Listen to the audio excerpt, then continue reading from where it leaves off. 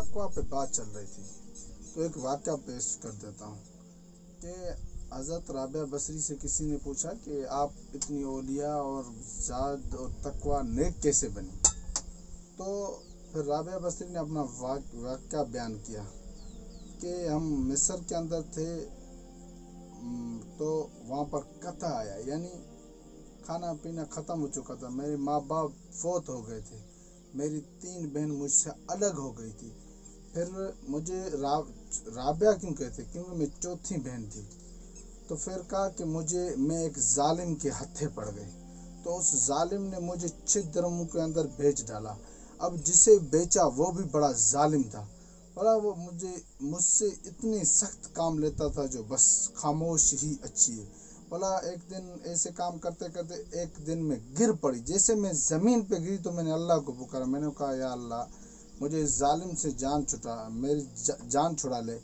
जब मैंने ये अल्लाह से दुआ की, मैंने अल्लाह को पुकारा, तो एक गैब से आवाज़ आया कि राबिया बसरी तू घबरा नहीं, मैं तुझे इतनी इज्जत और इतना मकाम दूंगा कि तू सोच नहीं सकेगी। तो राबिया बसरी वहाँ उस जालिम के पास रहती थी, लेकिन वो एक गोशे में जाती थी, वहाँ नमाज पढ़ती थी, अल्लाह की इबादत करती थी। फिर जब इबादत करती करती एक मरतबा अल्लाह से दुआ मांगी कि या अल्लाह, अगर तू मुझे मखलूक के ज़िम्मे न लगाता, अगर यानी मैं इसकी बांधी न होती, मैं इसका काम वगैरह न करती, तो मैं पूरी ज़िंदगी पूरा टाइम, दिन में 24 घंटे तो 24 घंटे में आपकी क्या करती, इबादत करती। तो अल्लाह ताला ने राबिया बसरी को कहा कल मैं तेरा मकाम और मर्तबा बढ़ा दूंगा। फिर जब राबिया बसरी ने इबादत कर रही थी, उसके मालिक ने आकर राबिया बसरी को देखा, तो राबिया बसरी की वजह से पूरा घर रोशन हो चुका था। तो उसको उससे यानी महसूस हो गया था कि ये अल्लाह वाली है। तो जब सुबह हुआ तो उसने राबिया बसरी को बुलाया और राबिया बसरी को बिछाया, उसकी बड़ी इज्जत और बड़ा एहतराम और बड़ा मकाम के से नवाजा। फिर उसको कहा मैं तुझे आज़ाद करता हूँ, तू चली जा।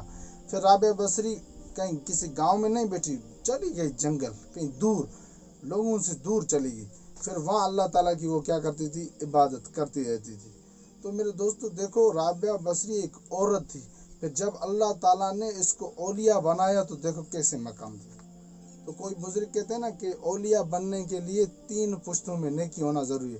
कहते हैं कि पढ़ दादा भी तहज्जुद गुजारो, पढ़ दादी भी तहज्जुद गुजारो, और फिर दादा भी क्या हो, तहज्जुद गुजारो, और दादी भी क्या हो, तहज्जुद गुजारो, और तो फ़र्ज़ नमाज नहीं, तहज्जुद की पाबंदी, और फिर माँ बाप क्या हो, माँ भी तहज्जुद गुजारो, नेकोकारो, और बाप भी तहज्जुद गुजारो, नेकोकारो। फिर जब ये 3 नस्लों में तहज्जुद चलेगा तो एक जाकर औलिया बनेगा, एक जाकर वली बनेगा। तो अल्लाह ताला से हम यही दुआ करें कि अल्लाह ताला मुझे और आपको यानी क्या करे, अपने औलियाओं में से बना दे।